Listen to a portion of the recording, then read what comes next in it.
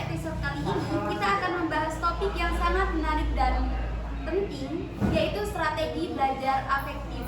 Bersama saya hari ini ada Kak Rina Andriani, seorang psikolog pendidikan dan praktisi di bidang pengembangan strategi belajar. Selamat datang Kak Rina. Terima kasih Kak Yuni, senang bisa berbagi di podcast hari ini. Kak Rina, apakah Kak Rina bisa sedikit bercerita tentang latar belakang dan pengalaman Kak Rina dalam bidang psikologi pendidikan?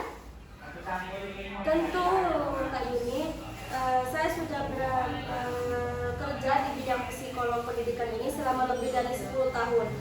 Saya fokus pada pengembangan strategi belajar yang efektif untuk berbagai kelompok usia. Saya percaya bahwa memahami dan mengelola aspek efektif dalam belajar sangat penting untuk mencapai hasil yang optimal. Menarik sekali ya Kak Rina. Nah Kak Rina, apa sih sebenarnya yang dimaksud dengan strategi belajar afektif itu? Menurut Kak Rina sendiri bagaimana? Strategi belajar yang efektif itu adalah pendekatan belajar yang memperhatikan aspek emosional dan motivasi siswa. Ini mencakup cara mengelola emosional, membangun motivasi, dan menciptakan lingkungan belajar yang positif.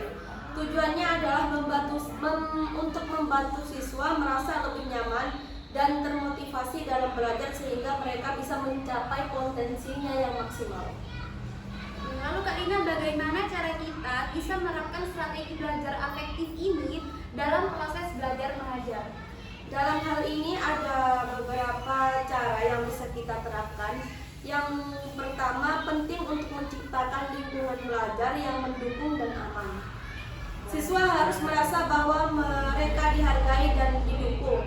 Dan yang kedua, kita harus membantu siswa mengenali dan mengelola emosi mereka. Ini bisa dilakukan melalui teknik relaksasi, mindfulness, atau diskusi terbuka tentang perasaan mereka. Ketiga, yang terakhir, memotivasi siswa dengan cara yang positif, seperti memberikan umpan balik yang membangun dan menetapkan tujuan belajar yang realistis. Itu sangat masuk akal ya Kak Rina ya. Menurut Kak Rina, apakah ada contoh yang konkret dari strategi-strategi ini yang bisa Kak Rina bagikan kepada teman-teman sekali? Tentu saja, terima kasih Kak Yuni. Misalnya, dalam menciptakan lingkungan belajar yang mendukung, seorang guru bisa memulai dengan mengenal nama setiap siswa dan menanyakan kabar mereka secara pribadi. Ini membuat siswa merasa dihargai. Untuk membangun siswa mengelola emosi, teknik pernapasan dalam atau latihan mindfulness di awal pelajaran bisa sangat membantu.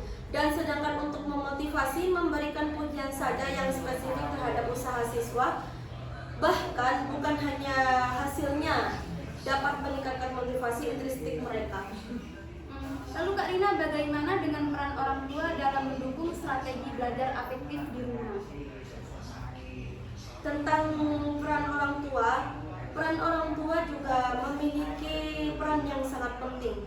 Mereka bisa membantu dengan menciptakan rutinitas belajar yang konsisten dengan menyediakan ruang belajar yang nyaman.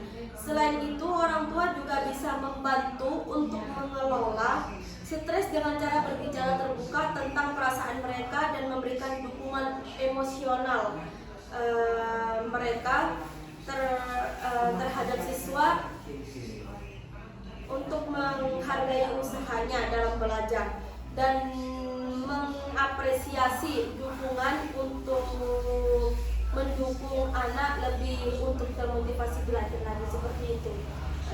Sangat informatif sekali ya Kak Rina ya. Kak Rina, apakah ada tantangan terbesar dalam menerapkan strategi belajar afektif ini sendiri? Tentu saja ada. Salah satu tantangan terbesar adalah mengubah mindset bahwa aspek efektif itu penting.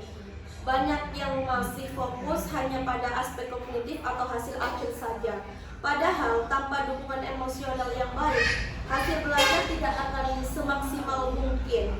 Tantangan lainnya adalah konsistensi. Mengelola emosi dan motivasi memerlukan usaha terus-menerus dan dukungan dari semua pihak, baik itu guru, siswa, ataupun orang tua sendiri. Menarik sekali ya Terima kasih banyak Karina atas penjelasan yang sangat mendalam ini.